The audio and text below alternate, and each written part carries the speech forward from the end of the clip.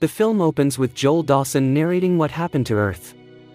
7 years earlier, a meteor called Agatha 16 came hurtling toward the planet, but the nations prevented impact by launching rockets to destroy it. Unfortunately, this led to chemical compounds raining down on Earth's creatures, mutating things like insects, crabs, or slugs into gigantic monsters.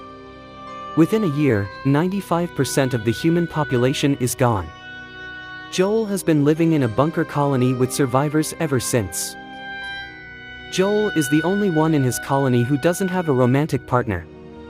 He usually has to listen to everyone have sex near him, and his biggest asset to them is making minestrone and occasional handiwork since he has a problem with freezing when it comes to monsters. He usually draws the ones he's seen and keeps a guide for how to survive in the new world. One afternoon, he manages to make contact with his old high school girlfriend Amy over the radio. She is staying with another colony of survivors at Jenner Beach, just 85 miles from where Joel is.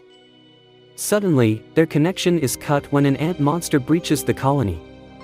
Joel wants to prove himself to the others that he can fight them too. Against everyone's orders, Joel goes out armed with a crossbow and finds one of his mates getting devoured by the ant. The monster finds Joel, who freezes before the ant is shot with an arrow and then decapitated. A flashback is shown of the day that the monster apocalypse began. Joel and Amy were sitting on a hill in her car overlooking the town. He drew a picture of her but admits that it's terrible.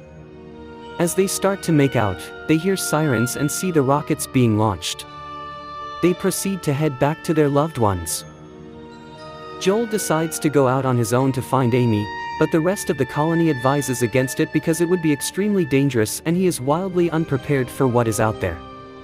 Joel says that he does not want to spend the end of the world alone, so the others relent and let him go with whatever weapons he can carry. Not long into his venture, he finds a frog monster in a pond. Joel is helped out by a stray dog, who bites the frog's tongue when it tries to eat Joel. He follows the dog into a bus, where he sees that the dog is called Boy. He keeps a red dress that belonged to his previous owner, and he gets defensive when Joel touches it. Joel stays in the bus with Boy for the night. In the morning, Joel tries to head off on his own, but Boy wants to follow.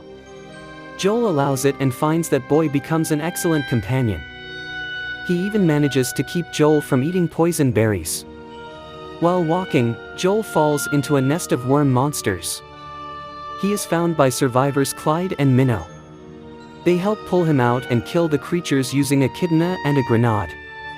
The two berate Joel for being out in the field with the little expertise that he has, but they offer to let him and Boy join them on their venture to the mountains where the temperature is too cold for monsters. Clyde and Minnow teach Joel a few things about dealing with monsters, such as how to identify some of them, and they even help him improve his aim with his crossbow. On their journey, they find a giant snail monster that they call boulder snails. Clyde has Joel take off his shirt so that the creature may carry off with his scent to draw the other monsters away from them. He and Minnow point out that some monsters are friendly, but you can mostly tell by looking at their eyes. They also hardly stop to rest for fear that the monsters will steal food supplies before they can get to it.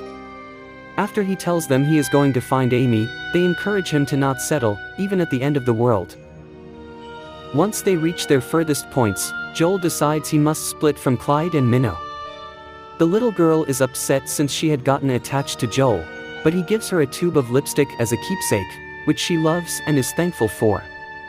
Clyde also leaves him with some words of encouragement before they part ways. As Joel continues with Boy, they find a large centipede monster that almost eats Boy. Joel freezes again but remembers to when he was with his parents on the day of the apocalypse. He couldn't save them and watched them get crushed by a monster. He gathers his courage and shoots the monster twice to save Boy, managing to kill it. Joel and Boy seek shelter in an abandoned vehicle and find a robot called Mavis, which was originally some kind of companion before all of them shut down, including one back at Joel's colony. This Mavis turns on and has a limited amount of battery power left. She manages to use her radio to help Joel get in touch with Amy, and he finds that he is less than 10 miles away from her location. Amy tells Joel that a yacht captain has come with his crew to after the radio is cut off, Mavis projects a lights display and even shows Joel a video memory of his mother saying encouraging words to him, moving him to tears. Mav-1S's battery soon runs out completely, and Joel buries the robot. The next day, Joel and Boy continue forward, but Boy jumps into the river after his owner's dress falls in. This attracts the attention of a queen sand gobbler, a very deadly monster. Joel manages to kill it by timing a grenade toss and throwing it into the creature's mouth at the right moment. However, he yells at Boy for almost getting them killed, causing the little dog to run away from Joel. He then sees he's been bitten by numerous leeches and he starts to hallucinate from the poison. He manages to find a fern that Clyde told him works as an antivenom.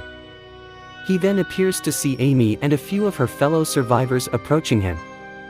He kisses her before passing out. Joel wakes up in Amy's bunker, where he learns that he actually kissed an older male survivor instead of her.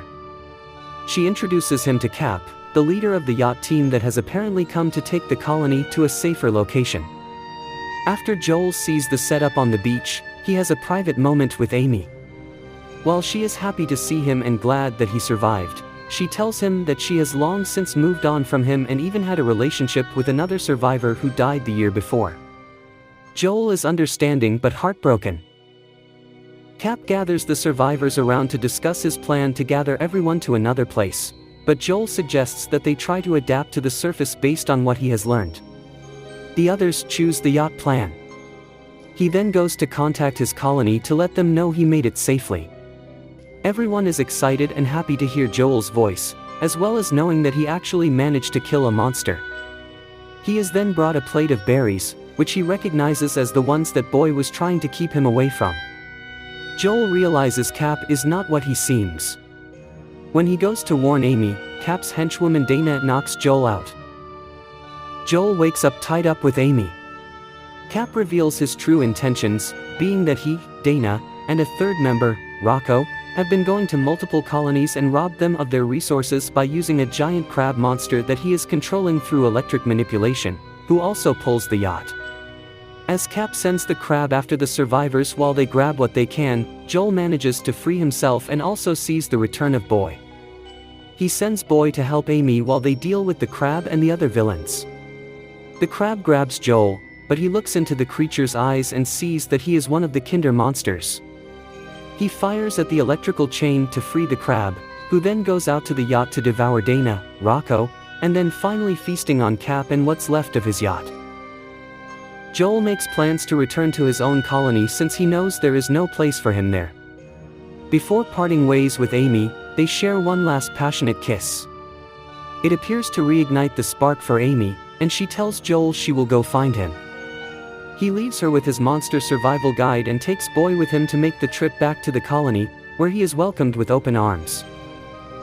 Joel leads his colony to the surface now that he has a better understanding of the creatures around him. He broadcasts a message through the radio to other survivors to encourage them to go to the surface and fight back if necessary.